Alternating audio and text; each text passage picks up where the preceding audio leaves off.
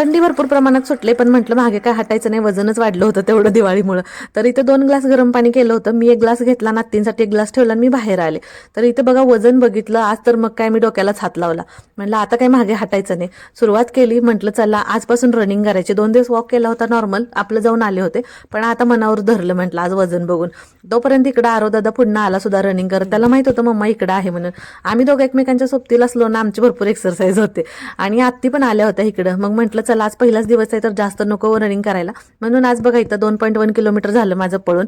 त्याच्यानंतर आरो दादा, मी आणि आत्ती आम्ही सगळ्यांनी थोडा थोडा करत एक्सरसाइज केला सुरू.